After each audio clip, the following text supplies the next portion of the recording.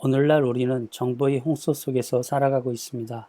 길을 가다가도, 버스를 타도, 전철을 이용해도, 차를 운전해도 각종 정보에서 벗어날 수가 없습니다.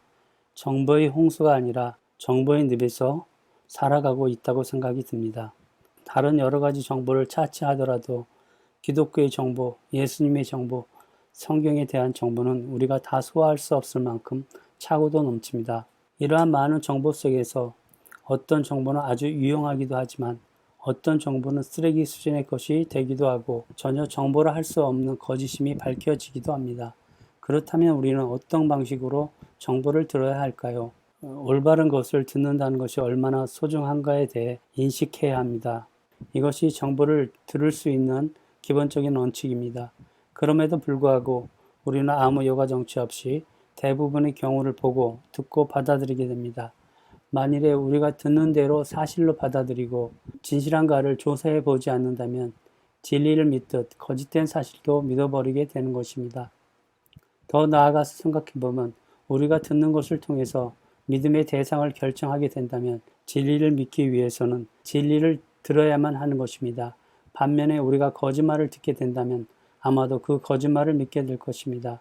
그리고 그 거짓이 진리가 되어집니다. 그리스도인이든 아니든지 여기까지는 모두 비슷합니다. 그리스도인이라면 다음 의문에 대해 생각해 보아야 합니다. 왜 논란을 일으키는 많은 정보들을 종교라는 이름으로 받아들여지는가? 왜 많은 사람들이 자기가 믿는 것만이 진실이라고 혹은 진실에 가깝다고 생각하고 있는가? 왜 많은 다른 논리로 분열되고 있는가? 이 모든 질문은 같은 답변이 주어질 것입니다. 대다수의 사람들은 다양한 정보를 자신의 입맛에 맞는 것을 진리로서 배웠고 그것들이 온전함을 조사해 보지도 않고 진리로서 받아들였기 때문일 것입니다.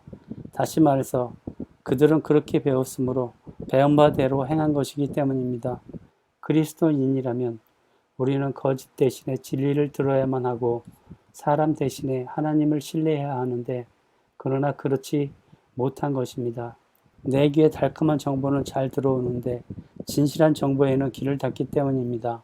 우리가 성경을 읽고 주님께서 우리에게 분부한 바를 확실히 알고 그것에 따라서 살아가야 되는데 말입니다.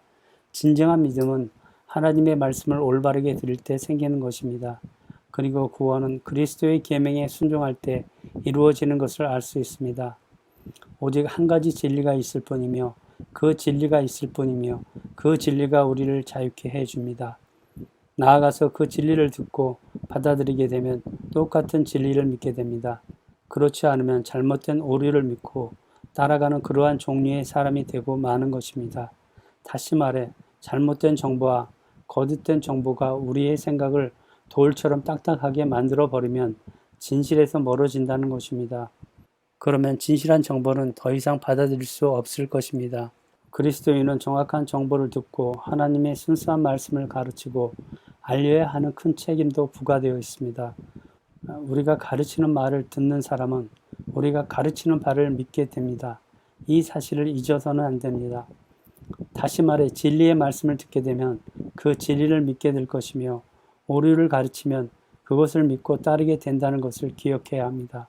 그래서 예수님께서도 가르치라고 했을 뿐만 아니라 역시 정확히 무엇을 가르칠지 우리에게 말씀해 주셨습니다.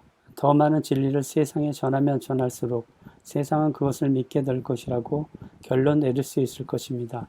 정보를 받아들일 때 우리는 주의 깊게 듣고 깊이 연구하며 조사 비교하고 의문을 제기하고 믿고 있는 것이 오직 진리인지를 판단해야 합니다. 그렇게 할 때 올바른 정보를 통해서 그리스도인들은 참된 구원에 가까이 이를 수가 있습니다. 그렇습니다.